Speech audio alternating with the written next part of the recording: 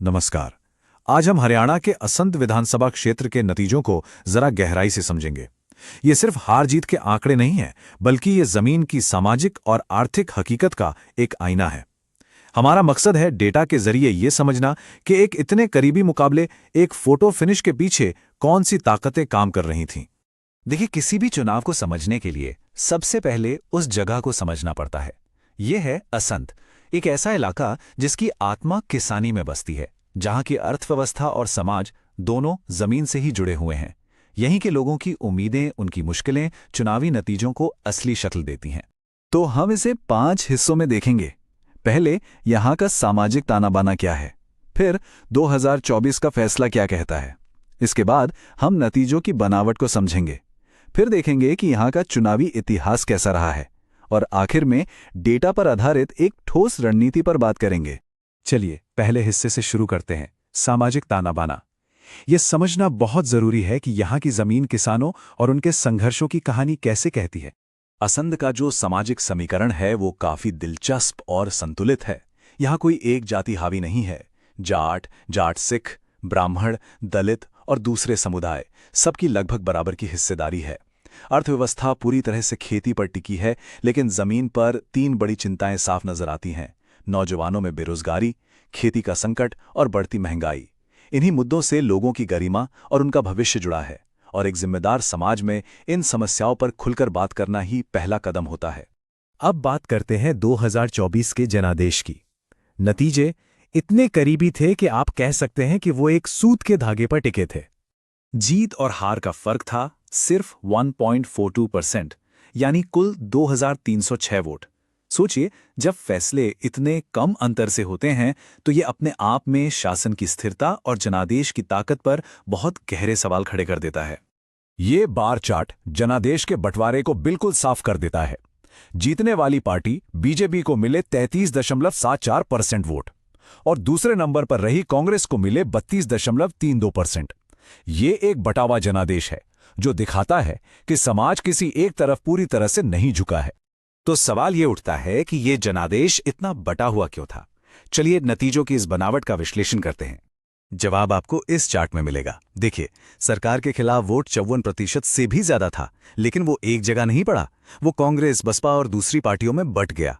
वोटों का ये बंटवारा चुनावी सिस्टम की एक ऐसी हकीकत को सामने लाता है जहां बहुमत का विरोध करने के बावजूद वो अक्सर हार जाता है। तो सीधी सी बात यह है कि वोटों के इस रणनीतिक बंटवारे का फायदा सीधे सीधे सत्ताधारी पार्टी को मिला। ये किसी एक उम्मीदवार की गलती नहीं है, ये एक सिस्टम का नतीजा है, जहां विपक्ष अगर एकजुट न हो तो इसका फायदा हमेशा सत्ता में बैठी पार्टी को मिलता है। अगर हम 2019 के नतीजों से तुलना करें तो तस्वीर और साफ होती है। बीजेपी का वोट शेयर 15% से ज्यादा बढ़ा। ये दिखाता है कि उन्होंने ओबीसी और दलित समुदायों के बीच एक नया सामाजिक गठबंधन तैयार किया है। वहीं दूसरी तरफ कांग्रेस का वोट शेयर भी बढ़ा, लेकिन उतना नहीं। वो अपने पारंपरिक वोट बैंक से बाहर निकलने में संघर्ष करती हुई दिखी। ये साफ संकेत है कि जमीन पर सामाजिक समीकरण तेजी से बदल रहे हैं। तो क्या ये पैटर्न कोई नई बात है?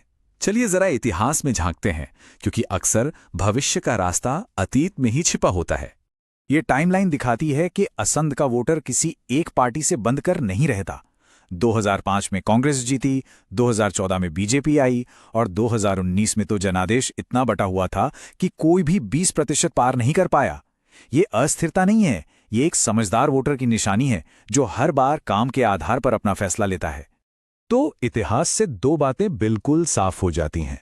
पहली, यहां वोटर की वफादारी किसी पार्टी के लिए नहीं, बल्कि काम के लिए है। और दूसरी, कई कोनों वाले मुकाबलों की वजह से वोटों का बंटवारा यहां अब एक आम बात हो गई है। तो विश्लेषण तो हो गया। अब सवाल यह है कि इस डेटा के आधार पर आगे का रास्ता क्या हो सकता है। जीत के लिए एक रणनीतिक खाका कैसा दिखना चाहिए? इसका जवाब है चतुर्मुख सिद्धांत में। ये चुनाव प्रबंधन का एक ऐसा ढांचा है जो 4 स्तंभों पर एक साथ काम करता है: चुनावी रणनीति, जमीनी संगठन, लोगों से संवाद की कहानी और संसाधन। ये आज के जटिल चुनावी माहौल को संभालने का एक व्यवस्थित तरीका है। आइए इन 4 मोर्चों को थोड़ा और समझते हैं। पहला, चुनावी, अपने मुख्य वोट बैंक को साथ रखते हुए नए समुदायों जैसे ब्राह्मण और ओबीसी तक पहुंचना। दूसरा, संगठनात्मक, हर बूथ पर अपना नेटवर्क मजबूत करना। तीसरा, संवाद, लोगों की असली समस्याओं पर बात करना, नौकरियां, खेती, विकास। और चौथा, संसाधन। अगर पैसों की कमी है तो उसे कार्यकर्ताओं और डिजिटल पहुंच से पूरा करना। और हाँ, यहाँ ये याद रखना बेहद जरूरी है कि जब भी हम डेटा या डिजिटल पहुंच की बात करते हैं तो भारत के डीपीडीपी कानून के तहत लोगों की निजता और उनकी सहमति का सम्मान सबसे ऊपर है। ठीक है, ढांचा तो बन गया, लेकिन कागज पर बना कोई भी प्लान जमीन पर हकीकत कैसे बनता है? जवाब है एक समय पर आधारित योजना में। यह है चुनाव के लिए 90 दिनों की सीढ़ी। चुनाव से 90 दिन पहले वोटर सर्वे से लेकर वोटिंग वाले दिन एक एक वोटर को बूथ तक पहुंचाने तक हर कदम तय है। ये सिर्फ चुनाव प्रबंधन नहीं है, ये शासन के लिए डेटा इंजीनियरिंग है। और जैसे जैसे दिन नजदीक आते हैं, काम की रफ्तार तेज होती जाती है। और इस पूरी प्रक्रिया का जो सबसे अहम पहलू है वो ये है कि कोई भी अभियान सिर्फ चुनाव जीतने की योजना नहीं होता। ये असल में जमीन पर एक एक इंसान से बात करके समुदाय के साथ भरोसे का रिश्ता बनाने की एक प्रक्रिया है। असंध का नतीजा एक चेतावनी भी है और एक अवसर भी। एक ऐसे चुनाव क्षेत्र में जहां फैसला सिर्फ 1.42% के अंतर से हुआ हो, वहां हर एक बातचीत, हर छोटा बड़ा मुद्दा और हर एक वोट सच में भविष्य की चाबी है। ये नतीजा दिखाता है कि शासन का रास्ता हमेशा जमीन से होकर ही गुजरता है। अगर आप एक जन केंद्रित नेता बनना चाहते हैं और अपने निर्वाचन क्षेत्र का उत्थान करना चाहते हैं, तो blueprintstrategies.ai से mgr@blueprintstrategies.ai पर संपर्क करें या 080 4204 1602 पर कॉल करें। उद्देश्य राजनीति से परे,